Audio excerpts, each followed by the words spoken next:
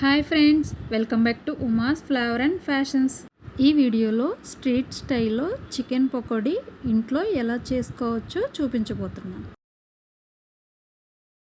Oil పీల్చకుండా క్రిస్పీగా టేస్టీగా and సింపుల్గా వేసేసుకోవచ్చు ఈ చికెన్ పకోడీ. వీడియోని ఇక్కడ స్కిప్ చేయకుండా చూడండి, క్లియర్గా చెప్తాను. ఫ్రెండ్స్, నాదొక చిన్న రిక్వెస్ట్, మన ఛానల్ని కొత్తగా చూసేవాళ్ళు సబ్స్క్రైబ్ చేసుకుని ప్లీజ్ సపోర్ట్ చేయండి ఫ్రెండ్స్.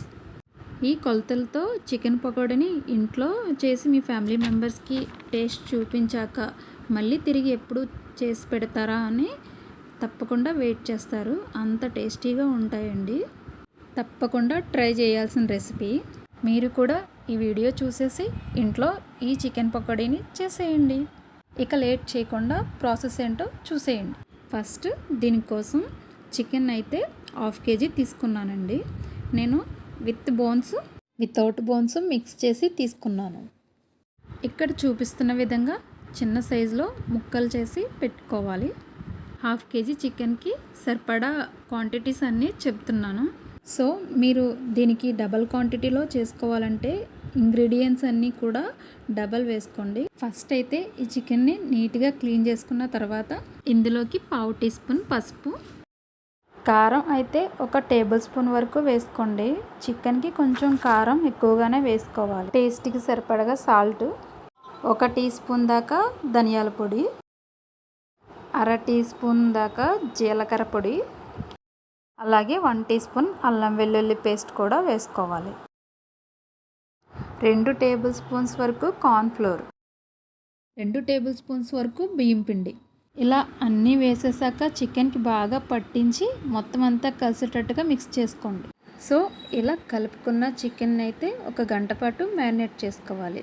అప్పుడే చికెన్ టెండర్గా ఉంటుంది. ఇలా గంట పాటు మ్యారినేట్ చేసుకుని డీప్ ఫ్రై కోసం అయితే ఆయిల్ నీట్ చేసుకుని ఆయిల్లో పకోడీలా వేసేసుకోవడమే. ఫ్రై చేసేటప్పుడు మంటని మీడియం టు లో ఫ్లేమ్ మీద మాత్రమే ఫ్రై చేసుకోవాలి. క్రిస్పీగా అయ్యేంత వరకు బాగా ఫ్రై చేసుకోండి. ఈ ప్రాసెస్లో చికెన్ పకోడీని కనుక చేస్తే అస్సలు ఆయిల్ పీల్చదండి. చాలా టెండర్గా అండ్ క్రిస్పీగా కూడా వస్తుంది అన్నమాట. ఈ చికెన్ పకోడీలోకి మీకు ఇష్టమైతే చికెన్ని మ్యారినేట్ చేసుకునేటప్పుడే కొద్దిగా జీడిపప్పు పలుకులను కూడా వేసేసి పకోడీ వేసేసుకోవచ్చు. అలా కూడా ఈ చికెన్ పకోడీ బాగుంటుందండి.